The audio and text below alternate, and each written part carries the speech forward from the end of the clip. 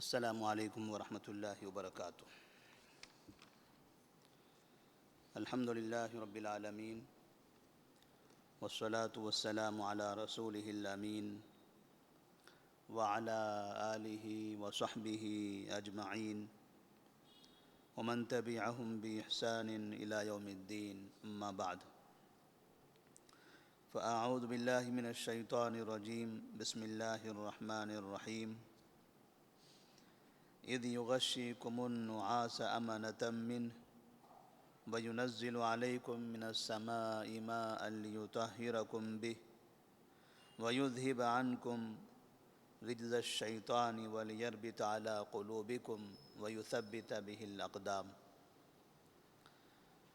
نبی کریم صلی اللہ علیہ وسلم کے سیرت کے سلسلے میں آج کے درس کا عنوان ہوگا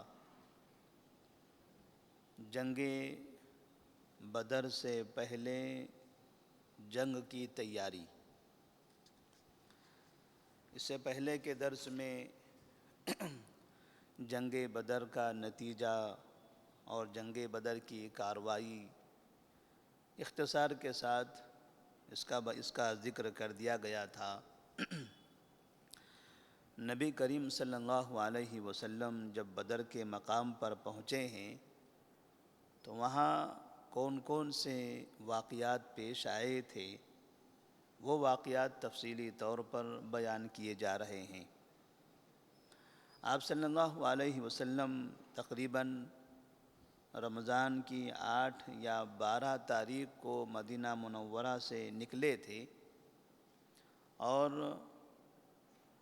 بدر کے مقام پر بدر کے قریب میں جا کر آپ نے پڑاؤ ڈالا تھا۔ اس جگہ پر آپ صلی اللہ علیہ وسلم کی جو کارروائی تھی کہ کل جنگ شروع ہونی ہے رمضان کی 17 تاریخ کو، تو اس سے ایک دن پہلے نبی کریم صلی اللہ علیہ وسلم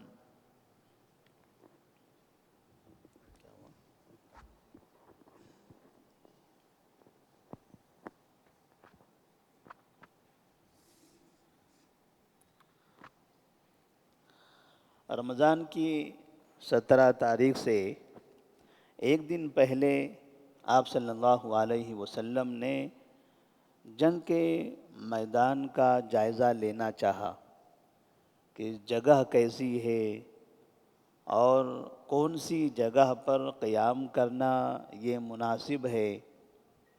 مکے والوں کی جانب سے جو لشکر آیا ہوا ہے وہ کس جگہ قیام کیا ہے، ان کی تعداد کتنی ہے۔ آپ صلی اللہ علیہ وسلم نے اس طرح کی معلومات حاصل کرنا شروع کی۔ اسی دوران میں علی بن ابی طالب، زبیر بن عوام اور سعد بن ابی وقاص رضی اللہ تعالی عنہم چند ساتھیوں کے ساتھ میدان کا جائزہ لے رہے تھے، اطراف کے حالات کی جانکاری لے رہے تھے، اور چونکہ وہاں رہتے ہوئے سب سے بڑا مسئلہ پانی کا ہے۔ انسان کو کھانا نہ ملے صبر کر سکتا ہے، لیکن پانی کی ضرورت ہے، اور ان کے ساتھ سواریاں بھی ہیں، سواریوں کو بھی پانی کی ضرورت ہے۔ تو آپ صلی اللہ علیہ وسلم نے پانی کے بارے میں معلومات حاصل کرنا چاہیے کہ کون کون سی جگہ پر چشمے ہیں، کہاں پر کنواں ہیں کہ جہاں سے ہم پانی حاصل کر سکتے ہیں۔ تو علی رضی اللہ تعالیٰ عنہ، سعد بن ابی وقاص اور اسی طرح سے زبیر بن عوام رضی اللہ تعالیٰ عنہم چند ساتھیوں کے ساتھ گھوم رہے تھے کہ ایک چشمے پر 2 لوگ نظر آئے۔ ان لوگوں کو پکڑ لیا، پکڑ کر نبی صلی اللہ علیہ وسلم کے دربار میں لے کر آئے۔ تو آپ صلی اللہ علیہ وسلم نماز پڑھ رہے تھے، تو اس دوران میں صحابہ رضی اللہ تعالیٰ عنہم ان دونوں سے پوچھتے ہیں کہ آپ لوگ کون ہیں اور یہاں پر کیوں آئے تھے؟ وہ دونوں کہتے ہیں کہ ہم قریش کے لیے کام کرتے ہیں، ان کی خدمت کرتے ہیں، انہوں نے ہم سے کہا تھا کہ پانی لے کر آئیے، تو ہم تلاش کرتے کرتے اس جگہ پہنچے ہیں تاکہ پانی لے کر اپنے ساتھیوں کو، اپنے لوگوں کو پانی پلائیں۔ صحابہ رضی اللہ تعالیٰ عنہ کو ان دونوں کی باتوں پر یقین نہیں آیا۔ انہیں ایسا لگا کہ یہ ابو سفیان کے قافلے کے لوگ ہوں گے، اور ان سے ابو سفیان کے قافلے کی خبریں معلوم کرنے لگے۔ ان کے پاس اس قافلے کی خبریں نہیں تھی، تو انہوں نے کچھ نہیں بولا، تو اسے مارنے لگے۔ وہ دونوں لوگوں کو صحابہ رضی اللہ تعالیٰ عنہ نے مارا، ان کی پٹائی کر دی۔ تو اس شخص، ان لوگوں نے مار کے ڈر سے کہا کہ ہاں ہم ابو سفیان کے لوگ ہیں، پھر چھوڑ دیا۔ نبی کریم صلی اللہ علیہ وسلم کی نماز ختم ہوئی تو آپ نے ان حالات کے بارے میں جائزہ لیا، تو آپ نے کہا صحابہ رضی اللہ تعالیٰ عنہ سے کہ جب وہ دونوں آدمی سچ بول رہے تھے تو آپ لوگ مار رہے تھے، اور جب انہوں نے جھوٹ بولا تو آپ نے مارنا بند کر دیا۔ وہ دونوں صحیح کہہ رہے تھے کہ وہ ابو سفیان کے آدمی نہیں ہیں، وہ قریش کے خادم ہیں، پانی پلانے کے لیے، پانی کے لیے آئے ہوئے تھے۔ نبی کریم صلی اللہ علیہ وسلم نے ان دونوں کو پھر پوچھنا شروع کر دیا، آپ ان کی خدمت کر رہے ہو، کہاں ہیں یہ لوگ؟ مکہ کے لوگ کہاں ہیں؟ کہاں سے آپ آئے ہو ان کے لیے پانی لینے؟ تو انہوں نے کہا وہ دور ایک ٹیلہ نظر آ رہا ہے، چھوٹا سا پہاڑ دکھائی دے رہا ہے، اس پہاڑ کے پیچھے وہ لشکر ہے۔ کہا وہ کتنے ہیں؟ کہا بہت ہیں، بہت لوگ ہیں وہ۔ تو آپ نے پوچھا روزانہ کھانے کے لیے کتنے اونٹ ذبح ہوتے ہیں؟ تو ان دونوں نے کہا ایک دن 9 اور ایک دن 10۔ تو آپ صلی اللہ علیہ وسلم نے یہ اونٹوں کے ذبح سے ان لوگوں کی تعداد معلوم کر لی۔ وہ لوگوں کو تعداد نہیں پتہ تھی، کتنے کا نہیں معلوم کتنے ہیں، لیکن بہت ہیں، تعداد تو بہت ہیں۔ تو تعداد نہیں پتہ ہے تو پوچھا کھانے کے بارے میں، کہا کتنے اونٹ ذبح ہوتے ہیں؟ کہا ایک دن 9 اونٹ، ایک دن 10 اونٹ ذبح ہوئے ہیں۔ تب آپ صلی اللہ علیہ وسلم نے فرمایا اس کا مطلب 900 سے 1000 کے قریب قریب لوگ ہوں گے۔ پھر آپ نے ان دونوں کو چھوڑ دیا۔ اس کے بعد رمضان کی 16ویں تاریخ تھی، کل 17 رمضان ہے، کل جنگ ہونی ہے، اس سے ایک دن پہلے کے یہ واقعات ہیں۔ تھوڑا سا شام کا وقت ہوا کہ بارش ہونے لگی۔ بارش کی وجہ سے دونوں جگہ پر اثر ہوا۔ وہ پہاڑ کے اس پیچھے مکے کا لشکر تھا اور یہاں مدینے والوں کا لشکر تھا۔ اس جگہ پر پانی اس طرح سے گرا ہے کہ ان کی زمین خراب ہو گئی، وہ پریشان ہو گئے۔ اور جہاں مسلمان قیام کیے ہوئے تھے، یہاں پانی اس طرح، بارش اس طرح سے ہوئی ہے کہ ان کے اندر نشاط پیدا ہوا، ان کی زمین اچھی ہو گئی، اور ریت کی وجہ سے جو زمین بربوری تھی، پانی کے گرنے کی وجہ سے وہ زمین سخت ہو گئی تاکہ چلنے پھرنے میں، بھاگنے میں، حملے کرنے میں اس طرح سے آسانی ہو جائے۔ اللہ تبارک و تعالیٰ نے اس بارش سے ان لوگوں کی مدد فرمائی۔ اس کے بعد نبی کریم صلی اللہ علیہ وسلم یہ چاہ رہے تھے کہ بدر کا جو مقام ہے اس مقام کے قریب میں جا کر وہاں قیام کریں۔ آپ صلی اللہ علیہ وسلم اپنے ساتھیوں کو لے کر نکلتے ہیں، تو وہاں حباب بن منذر رضی اللہ تعالیٰ عنہ نبی صلی اللہ علیہ وسلم سے سوال کرتے ہیں، یا رسول اللہ صلی اللہ علیہ وسلم، اس جگہ پر جو قیام کر رہے ہیں یہ اللہ کا حکم ہے یا پھر آپ کی اپنی طرف سے ایک حکمت کے طور پر ہے؟ اگر اللہ کا حکم ہے تو پھر کچھ نہیں کہا جا سکتا، لیکن جنگی حکمت عملی کے طور پر آپ نے اختیار کیا ہے تو اجازت ہو تو میں کوئی مشورہ دوں؟ تو آپ نے فرمایا کیوں نہیں، دیجئے مشورہ۔ نبی کریم صلی اللہ علیہ وسلم کا یہ طریقہ تھا کہ جنگ کے حالات کے سلسلے میں صحابہ سے مشورہ کرتے تھے۔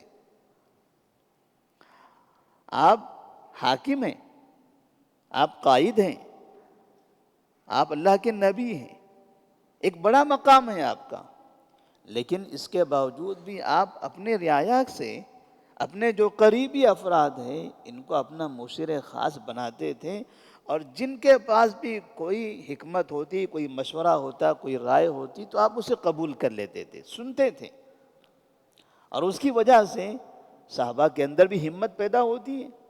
اگر بڑے لوگ حاکم اگر اپنے ماتحتوں کے مشورے سنتے رہیں تو انہیں بھی اچھا لگتا ہے کہ بڑے ہماری بات سنتے ہیں، ہماری بھی رائے لی جاتی ہے۔ نبی کریم صلی اللہ علیہ وسلم نے کہا ٹھیک ہے، بتائیے کیا مشورہ ہے آپ کا؟ تو صحابی نے فرمایا کہ مجھے لگتا ہے کہ اس جگہ پر قیام کرنا بہتر نہیں ہے۔ اگر ہمیں جنگ سے پہلے کوئی جگہ لینی ہے، کسی جگہ پر ہمیں جا کر رہنا ہے جہاں سے ہم جنگ کرنے میں ہمارے لیے آسانی ہو، تو میں یہ چاہتا ہوں کہ اور آگے چلے، اور جس جگہ پر یہ مکہ کا لشکر ہے اس کے قریب میں ایک چشمہ موجود ہے، جا کر اس چشمے کے پاس ہم قیام کرتے ہیں، اس لیے کہ یہاں ہم نے قیام کیا ہوا ہے اور مکے کا لشکر ادھر ہے، ہمارے اور ان کے درمیان کئی چشمے موجود ہیں، ہم یہاں سے جو آخری چشمہ ہوگا قریش کے قریب میں وہ چشمے کے اوپر جا کر قیام کرتے ہیں، اور وہاں جانے کے بعد اس چشمے کو اپنے قبضے میں کر لیں گے، وہاں ہم حوض بنا کر پانی بھر لیں گے، اور مکے والوں کو جب پانی کی ضرورت پڑے گی تو وہ ہماری طرف آئیں گے اور ہم ان کا پانی بند کر دیں گے، تاکہ کسی طرح سے وہ بھاگ جائیں، جنگ نہ کریں، چلے جائیں مکے کو واپس، کیونکہ ہم تو جنگ نہیں چاہتے ہیں، ان کو جنگ چاہیے، اور جنگ کے لیے انہوں نے کھانا پانی ساری تیاری کر لی ہے، اونٹ ذبح کر کے مست کھا رہے ہیں، تو پانی کی بھی ضرورت ہے۔ اگر پانی کی قلت محسوس ہونے لگے تو ہو سکتا ہے وہ جنگ کا میدان چھوڑ کر چلے جائیں اور جنگ ہی نہ ہو۔ نبی کریم صلی اللہ علیہ وسلم کو ان کی رائے پسند آئی، آپ صلی اللہ علیہ وسلم اس جگہ پر پہنچ گئے، وہاں پر رات کا وقت تھا، عشاء کے وقت میں قریب آپ نے وہاں پر پڑاؤ ڈالا۔ اس کے بعد صحابہ رضی اللہ تعالیٰ عنہم نے نبی کریم صلی اللہ علیہ وسلم کو مشورہ دیا اور اجازت مانگی کہ اگر آپ حکم دیں، اجازت دیں، تو اس جگہ پر جو اونچی جگہ ہے یہاں آپ کے لیے ایک چھپر بنا دیتے ہیں، ایک کمرہ بنا دیتے ہیں، اس کمرے کے اندر آپ رہیں، ہم لوگ میدان میں رہیں گے، آپ ہمارے قائد ہیں، ہمارے حاکم ہیں، ہمارے نبی ہیں، ہم چاہتے ہیں کہ یہاں آپ کے لیے ایک چھوٹا سا گھر بنا لیں، چھوٹا سا کمرہ بنا لیں، اور اس کے اندر آپ رہیں، ہم باہر رہیں گے، ہم نگرانی بھی کرتے رہیں گے۔ نبی کریم صلی اللہ علیہ وسلم نے اس رائے کو پسند کیا، اچھی بات ہے، آپ لوگوں کی خوشی اس پر ہے کہ آپ اپنے حاکم کو، اپنے نبی کو اچھی حالت میں دیکھنا چاہتے ہو، کہا ٹھیک ہے، میرے لیے کمرہ بنا دیجئے۔ تو اونچی جگہ دیکھ کر نبی کے لیے ایک حجرہ تیار کر لیا گیا، آپ صلی اللہ علیہ وسلم اس جگہ پر بیٹھ کر پورے میدان کا نظارہ کرتے تھے۔ جو جنگ کا میدان تھا وہ نچلے حصے میں ہے، آپ کا جو حجرہ ہے وہ اوپری حصے میں ہے، آپ صلی اللہ علیہ وسلم یہاں جب رہتے تھے تو یہاں سے پورا میدان نظر آتا تھا۔ اس طرح سے جب آپ ساری چیزوں کو دیکھ رہے ہیں تو حالات کے حساب سے جنگ کے میدان میں آپ کو کوئی حکم دینے میں آسانی ہوگی، لوگوں کو راستہ بتانے میں، مشورہ دینے میں آسانی ہوگی، حکم دینے میں آسانی ہوگی۔ اس لیے کہتے ہیں کہ ضروری ہے کہ جو ذمہ دار ہوتا ہے ساری چیزوں پر اس کی نظر رہے، تاکہ ہر چیز پر وہ کنٹرول کر سکے، حالات کا صحیح جائزہ لے سکے۔ نبی کریم صلی اللہ علیہ وسلم اس جگہ قیام کر رہے تھے، اور سعد بن معاذ رضی اللہ تعالی عنہ کو وہاں کا ذمہ دار منتخب کر دیا گیا کہ اس گھر کے اطراف کی نگرانی آپ کی ذمہ داری ہوگی۔ نبی حجرے میں ہیں، لیکن ایسے نہیں کہ وہ اکیلے ہی رہیں گے، صحابہ کو بھی یہاں رہنا پڑے گا۔ تو سعد بن معاذ رضی اللہ تعالیٰ عنہ چند ساتھیوں کو لے کر اس جگہ کی نگرانی کرنے لگے۔ رات آگے بڑھتے جا رہی تھی۔ اس کے بعد نبی کریم صلی اللہ علیہ وسلم کی جب تیاری ہو گئی، آپ صلی اللہ علیہ وسلم رات میں نماز پڑھنے لگے۔ صحابہ رضی اللہ تعالیٰ عنہم اپنی جگہ پر جا کر میدان میں سو گئے۔ رات کا وقت ہے اور صحابہ رضی اللہ تعالیٰ عنہم گہری نیند میں سو گئے۔ جنگ کا میدان ہے، سامنے لشکر بھی ہے۔ نیند آنے کا مطلب، گہری نیند کا مطلب سکون، اطمینان۔ اس لیے کہ جب ایسی جگہ ہو تو اس جگہ پر آدمی کو نیند نہ آئے، ڈر اور خوف محسوس ہو، کب وہاں سے حملہ ہو، کب کچھ کیا حالات ہو جائیں۔ اللہ تبارک و تعالیٰ نے اسی کی طرف اشارہ فرمایا ہے، اذ یغشیکم النعاس امانۃ منہ وینزل علیکم من السماء ماء لیطہرکم بہ ویذہب عنکم رجز الشیطان ولیربط علی قلوبکم ویثبت بہ الاقدام۔ ایک تو رات میں سکون کی نیند ہو گئی، اور وہ جو بارش ہوئی تھی اس بارش کی وجہ سے بھی صحابہ رضی اللہ تعالیٰ عنہ پرسکون ہو گئے۔ جب فوجی پہلے سے نشیط ہو اور اس کے بعد اس کو جنگ کے میدان میں اتار دیا جائے، تب ایسی صورت میں وہ فوجی اچھی طرح سے جنگ کر سکتا ہے۔ نیند نہیں ہوئی ہے کئی دنوں سے، تھکا ہوا ہے، پریشان حال ہے، آنکھیں بند ہو رہی ہیں، گھبرایا ہوا ہے، خوف میں مبتلا ہے، دشمن کی تعدادوں کو سن کر دیکھ کر پریشان دکھائی دے رہا ہے، تو اس سے کہو کہ جاؤ جنگ کرو، تو ایک قدم آگے بڑھائے گا، 3 قدم پیچھے بھگائے گا، وہ جنگ نہیں کر سکتا ہے۔ اللہ تبارک و تعالیٰ نے مسلمانوں کی جو مدد فرمائی، اللہ نے تو وعدہ کیا، ان تنصروا اللہ ینصرکم۔ مدد کئی طریقوں سے ہو سکتی ہے۔ دلوں میں سکون اور اطمینان کا نازل ہو جانا جنگ کے میدان میں، یہ بھی اللہ کی مدد ہے۔ سکون کی نیند آنا، یہ بھی اللہ کی مدد ہے۔ بارش کی وجہ سے ان کی جگہ ہموار ہو جانا، اچھی ہو جانا، یہ بھی اللہ کی مدد ہے۔ اور پھر بدر کے مقام پر جب جنگ شروع ہوئی ہے تو وہاں پر بھی اللہ تبارک و تعالیٰ کی مدد نازل ہوئی۔ تو اس طرح سے جنگ سے ایک دن پہلے یہ حالات ہوئے تھے۔ نبی کریم صلی اللہ علیہ وسلم نے پھر سونے سے پہلے آپ نے میدان کا جائزہ لیا، کس جگہ پر جنگ ہو سکتی ہے، کہاں آمنا سامنا ہوگا۔ چند ساتھیوں کو آپ لے کر ٹہلنے لگے اور آپ کہنے لگے، یہ فلاں جگہ پر فلاں قتل ہوگا، یہ فلاں جگہ پر فلاں کا قتل ہوگا، یہ فلاں جگہ پر فلاں کا قتل ہوگا۔ یعنی سرداران مکہ کے جو سردار تھے، باقاعدہ رات میں آپ صلی اللہ علیہ وسلم نے بتا دیا کہ کل اس جگہ جب جنگ ہوگی تو فلاں فلاں جگہ پر آپ جنگ کے بعد جا کر دیکھو، وہاں فلاں انسان قتل کیا ہوا ملے گا آپ کو۔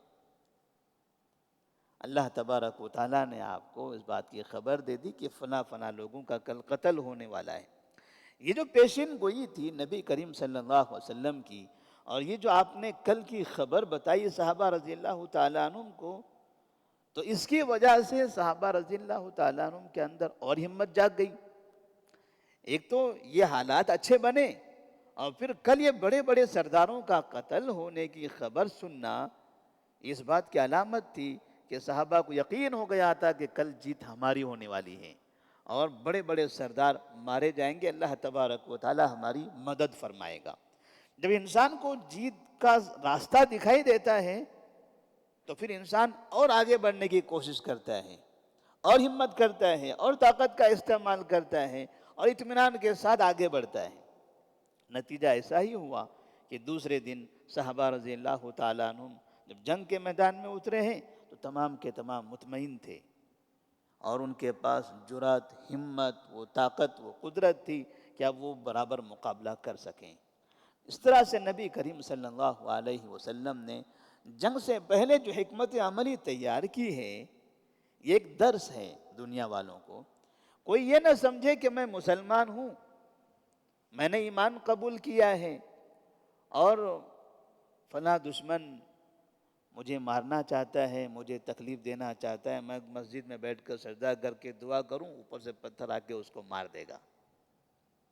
کوئی یہ نہ سمجھے کہ فلاں ہم پر حملہ کرنا چاہتا ہے، میں گھر میں بیٹھ کر ہاتھ اٹھا کر دعا کروں، تسبیح کے دانے گنتے بیٹھوں اور وہاں پر زمین پھٹ جائے گی، وہ زمین میں دھس جائے گا۔ نہیں، ایسا اگر ہوتا تو مدینہ سے نکل کر بدر تک آنے کی ضرورت نہیں ہوتی، اور یہ رات رات جاگ کر اتنی تیاری کرنے کی ضرورت نہیں ہوتی۔ وہیں رہتے، تمام صحابہ کو مسجد نبوی کے اندر جمع کر لیتے کہ بدر کے مقام سے کفار مکہ کا لشکر آ رہا ہے، چلیے مسجد کے اندر جمع ہو جائیے، آئیے دانے چنتے ہیں تو سبحان اللہ الحمدللہ پڑھتے ہیں، اور وہاں عذاب آ جائے گا، بارش ہو جائے گی، تباہ ہو جائیں گے، چلے جائیں گے۔ نبی کریم صلی اللہ علیہ وسلم نے یہ بتا دیا کہ آپ کو باقاعدہ جیسے اسلام پر عمل کرنے کے لیے محنت کرنی ہے، ایسے ہی دوسروں تک اسلام پہنچانے کے لیے بھی محنت کرنی ہے۔ اور جب آپ اسلام پر قائم ہو گئے، اسلام پر چلنے لگے، تو دنیا کے لوگ آپ کو تکلیف دیں گے تو آپ کو صبر بھی کرنا پڑے گا، اور ظلم جب زیادہ ہو جائے تو ایسی صورت میں آپ کو ظالموں کا مقابلہ بھی کرنا پڑے گا۔ وہاں صرف دعائیں کام نہیں ہوگی، وہاں آپ کو جنگ کے میدان میں اترنا پڑے گا۔ اور نبی کریم صلی اللہ علیہ وسلم نے صحابہ رضی اللہ تعالیٰ عنہ کو جنگ کے میدان میں اتارا۔ ابوبکر صدیق رضی اللہ تعالیٰ عنہ جنگ کرنے لگے، عمر فاروق، عثمان غنی، علی رضی اللہ تعالیٰ عنہ، ایسے تقریباً صحابہ 313 کی تعداد تھی۔ صحابہ نبی کے بعد دنیا کی سب سے اچھی قوم، انہیں جنگ کرنا پڑا تھا۔ اس کا مطلب یہ ہوتا ہے کہ مسلمانوں کو ہمیشہ ہمیشہ اس بات کی کوشش کرنا ہے کہ جہاں کہیں پر بھی ظلم ہو، ظلم کے خاتمے کے لیے اپنے آپ کو تیار کریں۔ ظلم کے خاتمے کے لیے، ظالم کے خاتمے کے لیے اپنے آپ کو تیار کرنے کی ضرورت ہے، اور ساتھ میں اللہ سے دعا بھی کرنی ہے۔ نبی کریم صلی اللہ علیہ وسلم دعا بھی کر رہے تھے، صحابہ جنگ بھی کر رہے تھے، اور اللہ تبارک و تعالیٰ نے ان ساری چیزوں کے بعد اس جنگ کے اندر فتح عطا فرمائی، اور جنگ بدر میں مسلمان فاتح ہو گئے۔ اللہ سے دعا ہے کہ اللہ تبارک و تعالی ہم تمام کو ظلم کے خاتمے کے لیے تیاری کرنے کی توفیق عطا فرمائے، ہم تمام کو اسلام پر ثابت قدم فرمائے، اسلام پر عمل کرنے کی توفیق عطا فرمائے، لوگوں کے گھر گھر تک اسلام کی دعوت کو عام کرنے کی توفیق دے۔ السلام علیکم ورحمۃ اللہ وبرکاتہ۔